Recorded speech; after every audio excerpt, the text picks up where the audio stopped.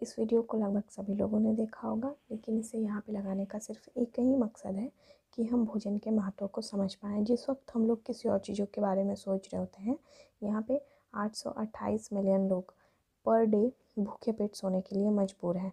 हाँ दोस्तों, वर्ष 2022 आधुनिक इतिहास में खाद्य संकट के लिए सबसे बड़ा वर्ष रहा है। अगर हम देखें तो यहाँ पे पर डे 828 मिलियन लोग हर रात खाली पेट सोने को मजबूर हैं। साथ ही खाद्य असुरक्षा में भी तेज़ी से वृद्धि हुई है। खाद्य सुरक्षा नहीं, खाद्य असुरक्षा। खाद्य सुरक्षा में तेज़ी से वृद्धि हुई और 135 मिलियन से बढ़कर यह 145 मिलियन तक पहुंच गया है। अब हम यहाँ पे देखेंगे कि खाद्य सुरक्षा क्या होती है। सबसे पहले तो खाद्य सुरक्षा का मतलब होता है कि सभी व्यक्ति को सभी समय में एक पोषण युक्त भोजन मिलना ज़रूरी होता है। ऐसा नहीं है कि किसी व्यक्ति ने तीनों समय का भोजन ले लिया है, फूड को ले लिया है तो वो खाद्य सुरक्षा हो जाए। जी नहीं, पोषण युक्त भोजन मिलना बहुत ज़रूरी होता है, तभी खाद्य सुरक्षा हो पाती है। तो यहाँ पे खाद्य सुरक्षा नहीं, खाद्य असुरक्षा में तेज़ी से वृद्धि देखा गया है। साथ ही यहाँ पे सिचुएशंस ऐसे हैं कि 49 देशों के 49 मिलियन लोग अकाल के कगार पे खड़े हैं और इसकी वजह कहीं ना कहीं आपको समझ आ ही रही होगी। तो दोस्तों, इस वीडियो में हम लोग उन्हीं वजहों के बारे में जानेंगे कि किन किन कारणों से खाद्य संकट उत्पन्न हो रहे हैं और ऐसे कौन कौन से कदम उठाए जाने चाहिए जिससे कि इस पे कंट्रोल किया जा सकता है। तो आइए हम देखते हैं। सबसे पहले हम जानेंगे जलवायु परिवर्तन के क्या क्या इफ़ेक्ट हैं।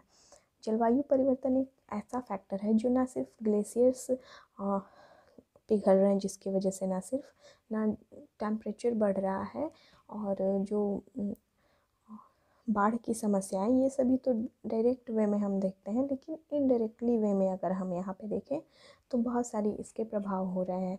इसकी वजह से फूड प्रोडक्शन में भी बहुत ही ज़्यादा गिरावट देखी जा रही है। अब हम यहाँ पे इससे समझ सकते हैं कि यहाँ पे जब तापमान बढ़ रहा है ना दोस्तों, तो 1% से 8% तक गेहूं के उत्पादन में कमी आई है। धान जैसे फसल जिसको पानी की बहुत ज़्यादा ज़रूरत होती है, उस समय में बारिश का जो समय है वो बहुत ही औसत से कम हो गया है बारिश।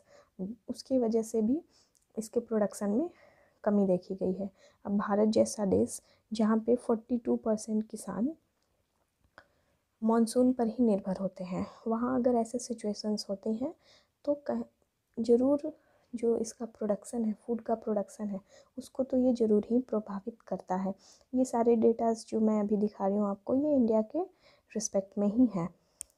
अब यहाँ पे अगर 2 डिग्री सेंटीग्रेड तापमान में भी वृद्धि होती है ना, तो 0.75 टन पर हेक्टेयर धान का उत्पादन कम हो जाता है।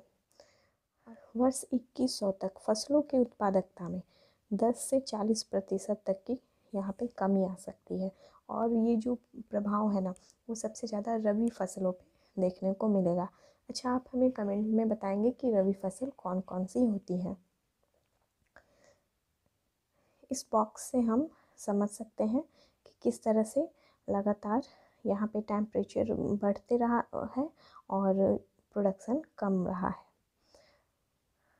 आगे हम देखेंगे, ये तो तापमान और बारिश ये सभी चीज़ें तो डायरेक्टली हो गई, लेकिन इनडायरेक्टली वे में जो जलवायु परिवर्तन है वो किस तरह से फूड प्रोडक्शन को कम कर रहा है उसको समझेंगे। देखिए, जो बारिश की कमी है उसकी वजह से सिंचाई में भी यहाँ पे कमी देखी गई है, जिसके कारण यहाँ पे उत्पादकता 4% से लेके 36% तक घट गई है। इसके अलावा जलवायु परिवर्तन के कारण मिट्टी की जो नमी है वो भी बहुत कम हो गई है। उसकी वजह से भी मिट्टी का जो क्वालिटी है उसमें भी डिग्रेडेशन देखने को मिल रहा है। तो इन सभी चीज़ों से भी फसल का उत्पादन बहुत ही कम रहा है। इसके अलावा यहाँ पे जो कीट पतंग, इंसेक्ट्स, इसके बारे में हमने बहुत अच्छे से 2020 में देखा होगा, जब टिड्डों का अटैक हुआ था। उस समय हमने देखा था कि बहुत ही बड़ा झुंड आता था और पूरा फसल बर्बाद करके चला जाता था। तो इन सभी चीज़ों से बहुत ज़्यादा खाद्य का उत्पादन प्रभावित हुआ है। अब ये सारी चीज़ें ना एक दूसरे को डायरेक्टली और इनडायरेक्टली वे में एक दूसरे से कनेक्टेड है। अब देखिए, यहाँ पे जो जलवायु परिवर्तन हो रहा है उसके वजह से बैक्टीरिया और फंगस में भी वृद्धि हुई है, जिसकी वजह से जो डिजीज़ेज़ हैं उनमें भी इंक्रीज़ हो रहा है। जो फसल में डिजीज़ होते हैं उसको भी बहुत ज़्यादा देखने को यहाँ पे मिल रहा है। अब इन डिजीज़ेज़ को रोकने के लिए, इंसेक्ट्स को रोकने के लिए यहाँ पे रासायनिक उर्वरकों का यूज किया जा रहा है, जिसकी वजह से पृथ्वी की जो उर्वरा शक्ति है वो घट रही है। तो ये सारी चीज़ें यहाँ पे कैसे एक दूसरे से कनेक्टेड है आप समझ सकते हैं। इस फ़ोटो को लगाने का बस एक ही मकसद था कि हम आपको दिखा पाएँ कि किस तरह से जो टिड्डों का झुंड है वो फसलों को बर्बाद करता था। एक जो झुंड होता था इनका, एक झुंड पेरिस और न्यूयॉर्क के आकार का हो सकता था, और साथ में ये रोज़ाना उतना खाना खा जाते थे जितना कि 30 लाख लोग खाना खाते हैं। अब आइए हम दूसरे कारणों को देखते हैं। दूसरे कारणों में कोविड-19 और रसिया यूक्रेन युद्ध को हम देख सकते हैं। कोविड-19 महामारी के कारण यहाँ पे सभी लोगों के रोज़गार छिन गए।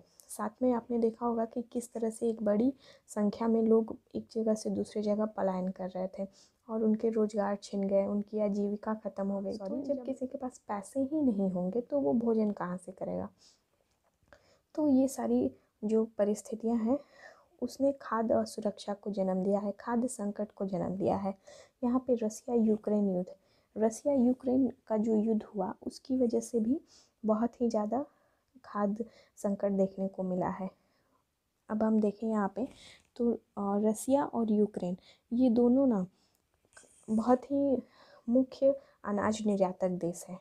अब जब यहाँ पे युद्ध हो रहा है उस वजह से यहाँ पे जो खाद्य आपूर्ति श्रृंखला है उसमें व्यवधान देखने को मिला है। इसके अलावा यहाँ पे और भी जो जैसे कि देख सकते हैं हम लोग, प्राकृतिक गैस हो गया या फिर और ऊर्जा के स्रोत हैं उनके प्राइसेस में भी बहुत ज़्यादा हाइक देखने को मिला, जिस वजह से जो खाद्य संकट है वो देखने को मिल रहा है। अब आगे यहाँ पे हम देख सकते हैं USDA के एक रिपोर्ट के मुताबिक यूक्रेन जो कि गेहूं का बहुत अच्छा उत्पादन करता है, वहाँ पिछले साल की अपेक्षा 35% गेहूं का उत्पादन घट गया है और यह 21.5 मिलियन टन हो गया है।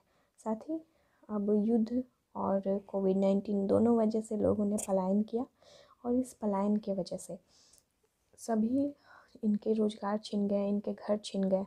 तो इस वजह से भी यहाँ पे खाद्य संकट उत्पन्न हुआ है। अब भारत के रिस्पेक्ट में अगर देखें तो अभी अभी आपने एक डेटा पढ़ा होगा कि यहाँ पे बेरोज़गारी बहुत ज़्यादा बढ़ रही है। बेरोज़गारी सभी जगह बहुत ज़्यादा बढ़ी है और भारत में भी ये बहुत ज़्यादा बढ़ी है। 8.3% यहाँ पे वृद्धि देखने को मिला है बेरोज़गारी में। अब हम आते हैं आगे, देखते हैं अगले पॉइंट को। अब आप यहाँ पे देखिए जनसंख्या दबाव। जनसंख्या दबाव ये बहुत ही बड़ा फैक्टर है दोस्तों। जैसे कि देखिए जिस तरह से यहाँ पे जनसंख्या बढ़ रही है, अभी अभी एक रिपोर्ट आया जिसको हम लोगों ने देखा होगा कि दुनिया की जो जनसंख्या है वो 8 अरब हो गई है और भारत की जनसंख्या कितनी हो गई है, 141 करोड़ की जनसंख्या हो गई है। अब ऐसे में जब हमारे पास लैंड बहुत ज़्यादा कम है, रिसोर्सेस बहुत ज़्यादा कम है, लेकिन जनसंख्या बहुत ज़्यादा है, तो इसके इन सभी की ज़रूरतों को पूरा करने में बहुत ही ज़्यादा मुश्किलें आती हैं। तो जनसंख्या विस्फोट होगा, उस वजह से जो संसाधन है वो अपर्याप्त है और यहाँ पे खाद्य संकट पे ये भी असर डाल रहे हैं।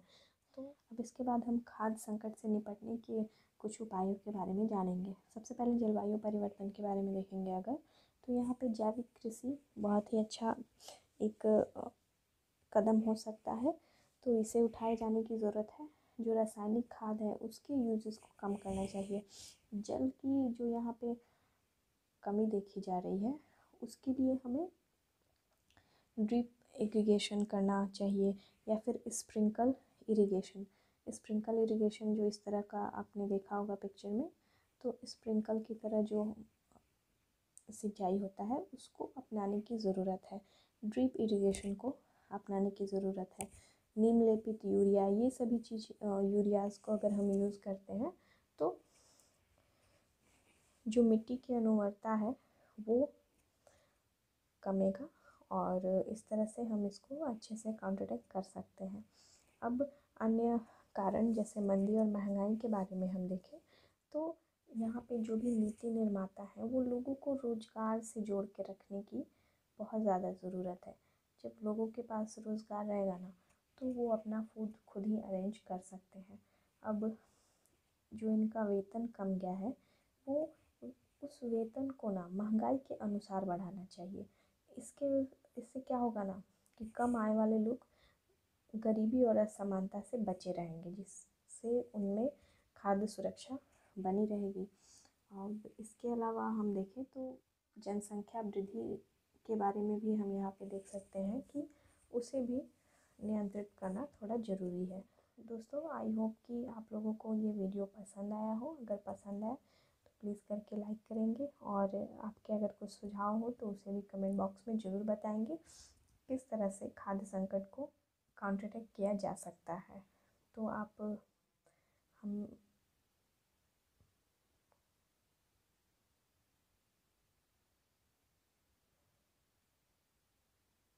हमें अपना सुझाव ज़रूर देंगे। मिलते हैं आपसे नेक्स्ट वीडियो में। जय हिंद।